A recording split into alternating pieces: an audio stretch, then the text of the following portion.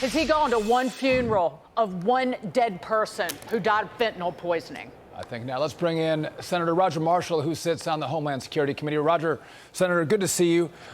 This is disturbing because Mayorkas is at the tip of the spear of America's open border. As John Kennedy pointed out, he's lied to Congress, lied to your committees, but Democrat senators say no need for a trial.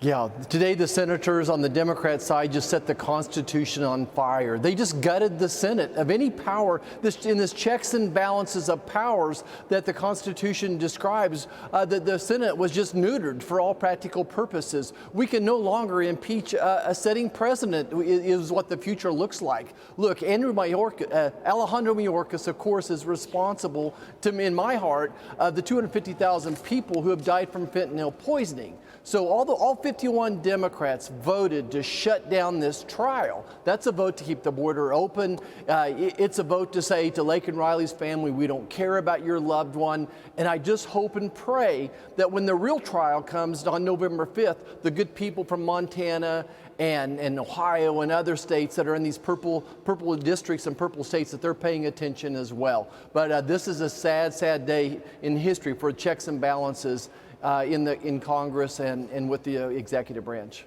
It also, Senator, we were talking about, and these are the new figures, it talks about the threat of China. And according to a Gallup poll in February, what country do you consider to be the greatest enemy of the United States today? Far and away, it was China. So it's China who unleashed the coronavirus on the United States, killing so far almost 1.2 million people. China subsidizing the manufacturing and export of fentanyl materials and then sending them across our wide open border, and also buying the vast majority of oil exported from Iran and indirectly subsidizing terrorist activities and the murder of Americans. And what has the Biden administration done about China? Jack all. Well, that's a great question.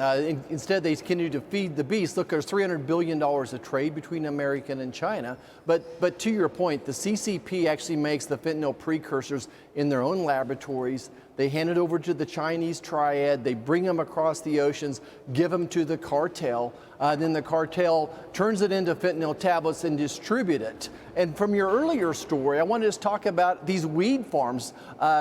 Kansas sits right next to Oklahoma and Colorado, which have legalized marijuana. Now we have all these Chinese nationals working in those weed farms, growing illicit marijuana with the legal marijuana. And unfortunately, it's coming right through Kansas. I wish the Attorney General would come to Kansas, sit down with my law officers. We'll tell them exactly where these Chinese nationals are. They're working on those weed farms in Oklahoma and Colorado, and we're bearing the brunt of all that poison coming across our state.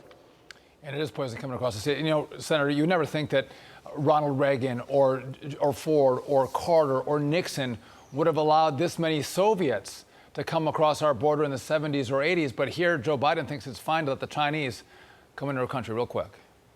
Yeah, 140,000 Chinese nationals that we know of across the border. Again, we have 2 million known gotaways. How many of those would be Chinese nationalists as well, terrorists? That's why America is in a pretty sad situation, a threat to our national sovereignty and our safety right now.